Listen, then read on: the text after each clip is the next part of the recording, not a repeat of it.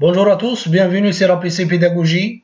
Je vous propose dans cette vidéo une solution pour l'exercice 7 de série exercice widget Tkinter en Python sur apcpédagogie.com. Créer à l'aide de la bibliothèque graphique Tkinter une application avec une interface graphique qui affiche une échelle ou scale en anglais gradué de 0 à 20, 0.00 et à 20.00. La valeur du curseur est affichée dans un label en haut de l'échelle. L'image suivante décrit le travail demandé. Donc voilà, nous avons deux objets ou deux objets de widget. Le label qu'on va afficher la valeur du curseur et le widget scale. Et vous voyez ici qu'on a utilisé la souris pour faire avancer le curseur. Ainsi, on a utilisé les deux touches clavier gauche et droite comme il est montré dans l'image.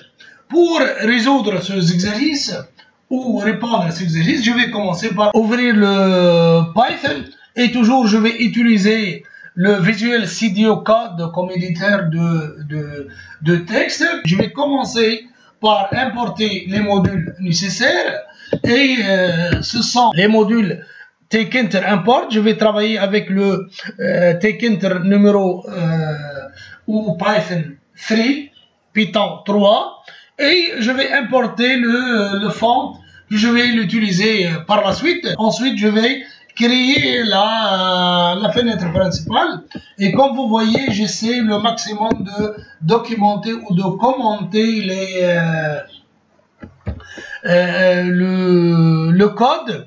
Création de la fenêtre principale, fenêtre comme on a vu toujours, fenêtre égale ATK, c'est une instantiation ou une instance de la classe TK, fenêtre c'est une instantiation du classe TK, fenêtre title et j'ai donné un titre à notre fenêtre principale. Maintenant, il me reste pour exécuter ce bout de code, il me reste avant l'exécution d'appeler le programme principal. Pour le faire, donc je vais essayer d'écrire main loop, création de programme principal. Une fois j'ai appelé le programme principal, je vais exécuter, je vais tester autrement. Voilà, la fenêtre a été créée. Bien sûr, je n'ai pas spécifié la géométrie, autrement la largeur et la hauteur de cette fenêtre, mais quand même, elle a été créée avec le titre Scale Tkinter. Maintenant, je vais essayer de représenter les deux widgets sur cette fenêtre et je vais, comme j'ai dit, je vais essayer de documenter ou de commenter le code. Création de widget, je vais commencer par le widget d'affichage, label fenêtre où j'ai donné à cette label un fond ou background black et width de 20 width et texte vide au départ. Et j'ai utilisé la méthode grid pour positionner cette label. J'ai le donné comme étant row égale à 0 et column égale à 0 et j'ai l'avancé en haut de 20 pixels. On a vu tout ça dans le cours, donc pas de Y, autrement j'ai avancé un peu la label de l'extrémité haut de notre fenêtre principale. Comme vous le voyez, je vais essayer d'exécuter et voilà, vous voyez, notre fenêtre a été, notre label a été positionné, créé et positionné sur la fenêtre et en gardant bien sûr le pad et la propriété pad Y égale à 20. Maintenant, je vais représenter le scale, je vais la créer et je vais la positionner aussi sur la fenêtre. Création des widgets, donc notre deuxième widget, ça sera le scale. Je l'ai nommé scale affichage égale à scale, l'objet, fenêtre, la fenêtre accueillante, ici, ça sera le label, donc la propriété label de notre scale, ça sera essayé. Et ici, from cette propriété, c'est la graduation de notre scale. Ici, c'est de 0 à 20. Si vous voulez graduer votre scale, ça sera avec l'utilisation avec from égale l'unité minimum to, ça sera le max, donc le min et le max des lignes graduées. L'orientation, ça sera horizontale ou verticale. On va ici utiliser l'horizontale. J'ai spécifié aussi la largeur et j'ai utilisé show value. La propriété show value, c'est la valeur actuelle de l'échelle est affichée sous forme de texte au-dessus pour les échelles horizontales, donc pour notre cas, et à gauche pour les échelles verticales. Autrement, si on utilise orient égale vertical, donc on va notre show value, ça sera affiché à gauche, mais pour notre exercice, il n'a pas donc affiché cette propriété. C'est pourquoi on a défini cette propriété à 0, autrement pour la supprimer. J'ai utilisé aussi la propriété take-interval égale à 2. Take-interval n'est que c'est pour afficher des valeurs d'échelle périodique.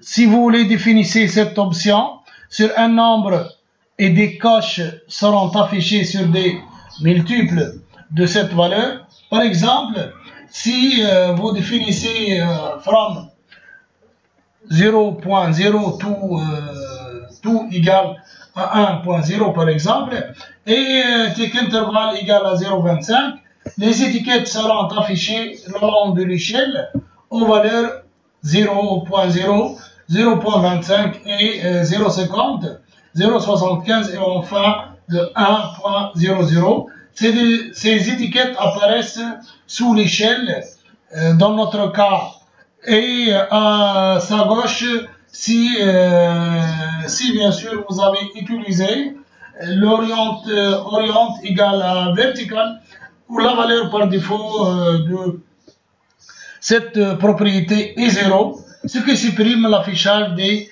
graduations. Autrement, si vous voulez supprimer l'affichage de graduation, utilisez take-interval égale à 0. Maintenant, j'ai utilisé une autre propriété qui est la résolution ou resolution égale à 0.01. Normalement, vous ne pouvez pas modifier l'échelle continuité entière.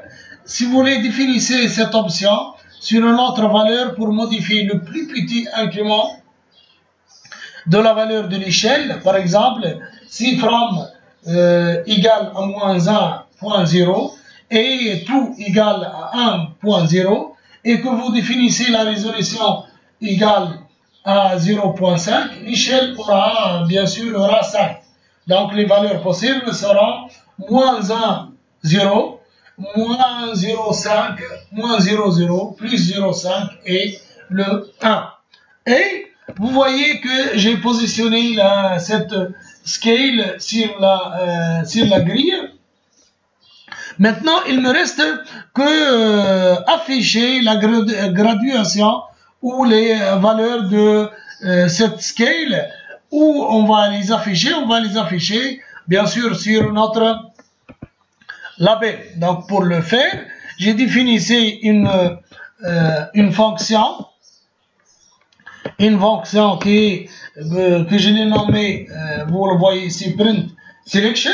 Voilà, print selection et LBL affichage, notre label d'affichage. Donc on va le mettre, si vous voulez, sous le label d'affichage,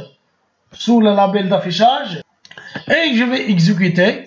Vous voyez maintenant, notre scale a été affiché, la graduation de 0 à 20 avec, si vous voulez, un pas de 2. Ce 2, c'est notre tick intervalle. Tick intervalle, donc, et voilà, si je vais déplacer le curseur avec la souris, donc vous voyez ici, la valeur du curseur a été affiché dans le label, dans notre label, et il me reste bien sûr qu'à changer la police utilisée dans, soit dans le label, soit dans le scale. Pour le faire, donc je vais ajouter tout simplement la fonction qu'on a vue pour changer le fond. Donc j'ai utilisé tkinter.font et bien sûr vous voyez ici que j'ai importé le tkinter font et tout simplement j'ai l'appliqué à notre LBL affichage et à notre scale affichage. Donc j'ai appliqué ce fond aux deux objets. Quand je vais réexécuter le programme, et vous voyez que notre fond a été appliqué à nos deux widgets. Maintenant, il me reste que lier les deux boutons ou les deux touches de clavier gauche et droite avec notre curseur. Pour le faire, je vais créer deux fonctions keyRight et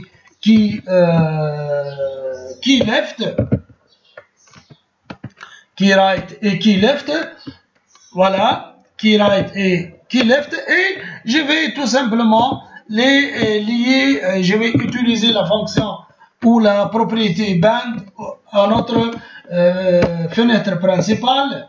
Donc fenêtre, vous le voyez, fenêtre.band_right, donc le keyRight. Je vais tester tout simplement ces deux fonctions. Voilà. Si vous voyez ici, j'ai utilisé le curseur. Voilà. Vous voyez que notre curseur se déplace sans utiliser la souris. Il se déplace en utilisant les touches gauche et les touches droite du clavier. Donc on a achevé cet exercice. On a vu comment créer les deux objets, le label et notre scale. On a vu trois propriétés de notre widget scale, les trois propriétés qui sont le show value égale à 0, donc on a supprimé cette propriété. Take interval, on a dit c'est le nombre c'est le pas. Resolution égale ou la résolution, et on a bien sûr associé notre scale. J'ai utilisé la propriété commande qui est égale à le nom de notre fonction. Aussi, on a changé le fond des deux widgets. C'est tout pour cet exercice. Merci, au revoir.